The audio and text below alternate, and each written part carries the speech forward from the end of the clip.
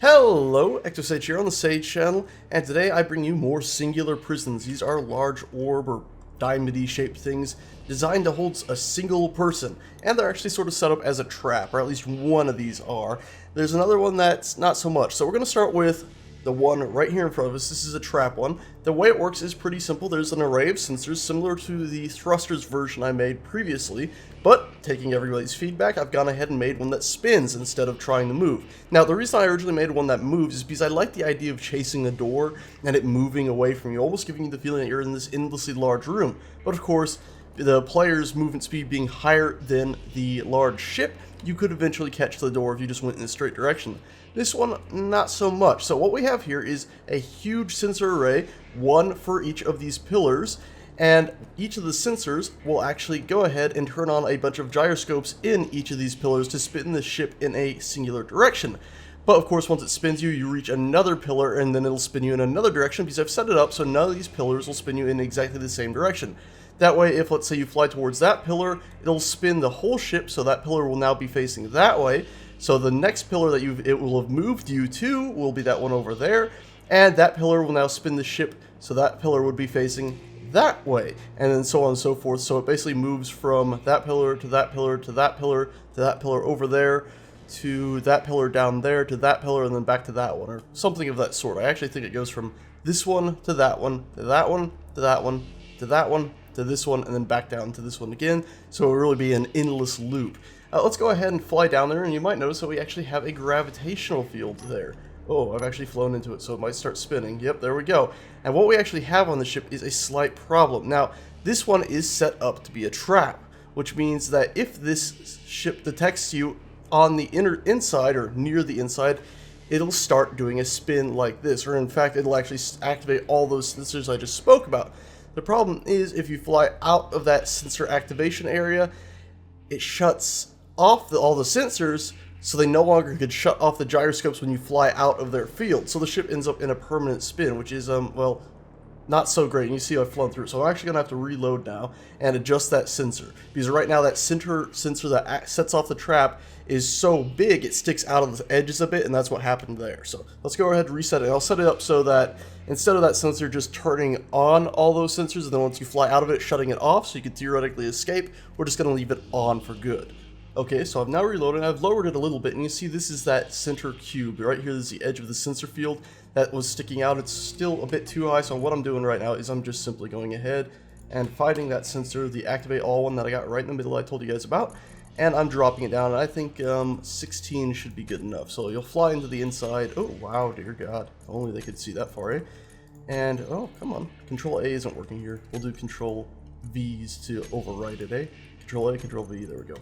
And so now we've dropped it down, and you can see just the tiniest little bit. Unfortunately, because there's a gravity sphere in the middle of this ship, because I want you to be able to walk around the outside of it, there is a little problem with it sticking out at all. So we're going to have to actually go ahead and lower it one last little time, just a little bit more. And you can see this whole ship has a bunch of solar panels because it is a solar panel driven ship. And I need to just go ahead and sensor activate all is the one that turns all these other sensors on. You can see the 1, 2, 3, 4, 5, and 6. I just named each of the sensors one of the numbers, and then that way I could just name the gyroscopes with a corresponding number. That way I could keep track of them all easily. So let's go ahead and set this down to 14, shall we? And set these all to 14, and it should ensure that's not going to stick out of the orb at all. There we go.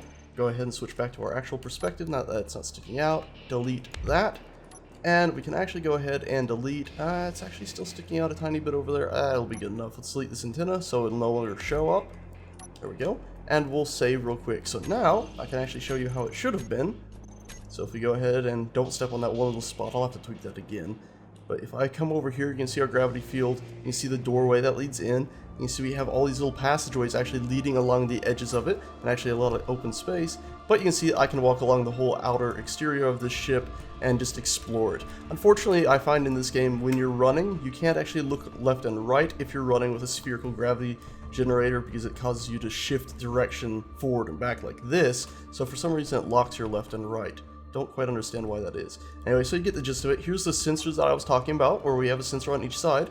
They're all lined up above the door, so if we were to run down here to the other side, you'll be able to see we have another sensor above this door. So they end up capturing this whole area here and into it, which is one of the reasons I wanted to shut off the sensors, but unfortunately, shut off the sensors once you came back out of the store, but unfortunately, as we saw, it shuts off the sensors, but it doesn't shut off the gyroscopes. And as I said, the gyroscopes that I was talking about are inside these big pillars here. So if I was to go ahead into spectator mode and go through the wall, you can see we do have a huge line of, I believe it is 16 gyroscopes for each direction. And all the way at the top, we have a singular gyroscope, the 17th one, that is just sitting there as a stabilizing gyroscope. That way, if its ship's no longer being told to turn, it'll actually slow down and stop. And then we have little tiny thrusters just in case the ship ends up moving. The whole ship is solar powered. There's no batteries on board, so if it does get blocked, it'll eventually power down. But let's go ahead and actually fly inside now to the interior here and fly straight on down like that. There we go. And you see, similar to the previous one, I have a bunch of lights set up in here. It's a bit darker than the last one. Let's go ahead and actually close this door too. There we go. And of course, if we fly towards the center, where you can see we have that spherical gravity generator and 2 chairs, it'll actually go ahead and activate the whole thing. So you can hear those sensors boop booping. That's everything turning on. I think I might have actually forgotten to tell the sensor to, yeah. So we dropped the sensor field, but we actually forgot to go ahead and remove it off. So we're going to remove that. So now when I fly out of this field, it won't do anything. But now if I try to fly towards this door, the ship instantly tries to turn to avoid that. And I end up clipping into a few of these, and the whole ship ends up turning in a very strange way. Right now, I'm not touching my mouse. This ship is spinning completely on its own. So good luck ever getting towards any of those doors. Now, the strange thing I did find is if I shut off my jetpack, you'd expect me to fall, straight to the middle. I did it that time. I did this earlier. I hovered somehow out near the edge. Again, if I fly out towards the edge, the ship starts spinning like crazy again. I can't quite make it to a door. Now, I did actually at one point try to have med bays and stuff in here, but when you spawn it, you have a grinder, so you could just cut those down anyway. In the future, maybe I'll make a different version if they actually allow you to set what you spawn with, so you don't spawn with a grinder. But right now, there's not really any point. This is sort of, you're trapped in here until you get yourself killed, and then you'll respawn elsewhere.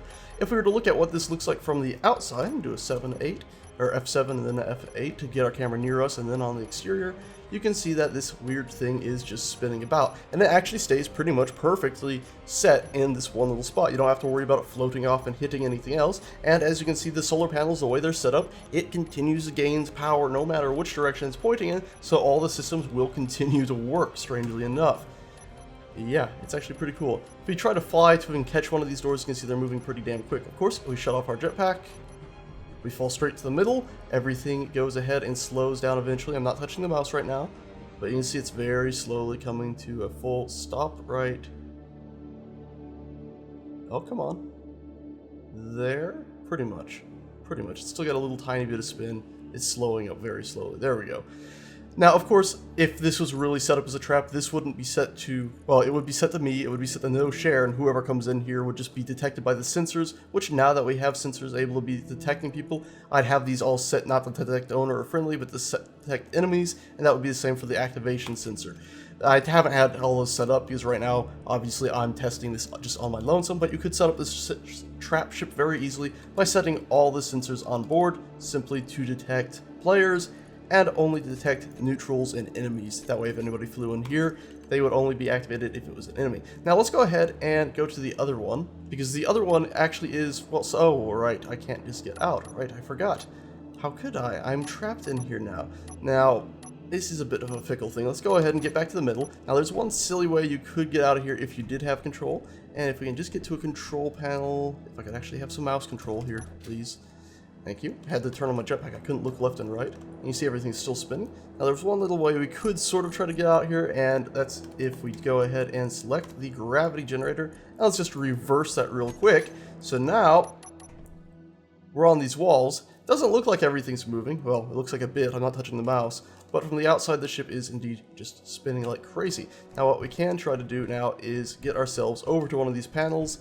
And now that the gravity's switched the way it is, you could actually have a chance. Of course, this would require you being able to access those panels, which I said already, you wouldn't be able to. But I think it's pretty cool to know that I'm walking around the ship, not touching the mouse, by the way, and the ship is just moving insanely in space. It's very cool. Also, these spherical gravity generators are nice that you can now have structures like this where you would be walking on all the walls. I could imagine this being a main concourse to a ship that has multiple different directions you could go in. It's pretty damn cool. Anyway, let's actually go ahead and get out of here now. We're going to do that by turning on our jetpack. Actually, maybe that was a mistake. Let's just cut our way out the floor, shall we? There we go.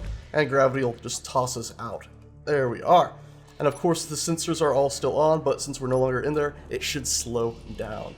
Now, the other one, which is that one right there, has pretty much the same setup as that one, except for it's got no activation system in the middle at all. Which means, as we go ahead and try to walk along the outside of it, it'll actually start to rotate right away. And because there's no sensor field to walk out of, meaning the trigger field, it won't just keep spinning if we were to, let's say, turn on our jetpack and fly away. Once we get out of the sensor fields, it'll automatically start to slow up and stop because it's only those turning sensors in there. Pretty cool thing, I think. I like it a lot, actually.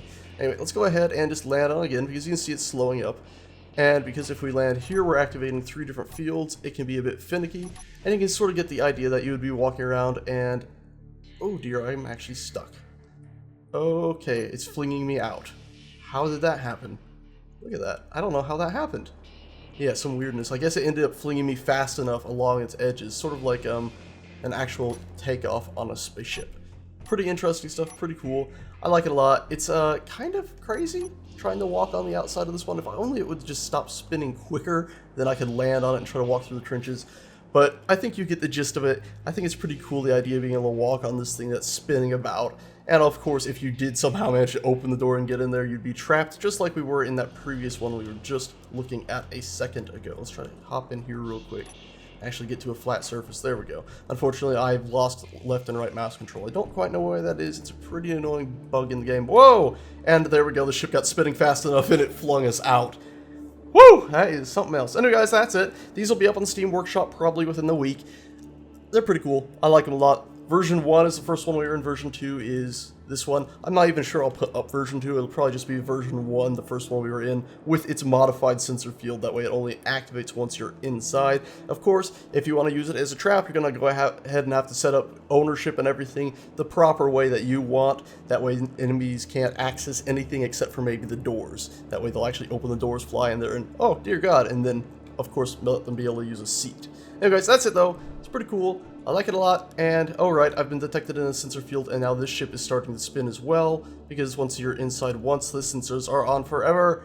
Oh, dear God, that's a spin, and I'm off into space. Anyway, guys, that's it. Thanks so much for watching. Hope you like these things, and I shall see you guys next time. And no, I'm not painting.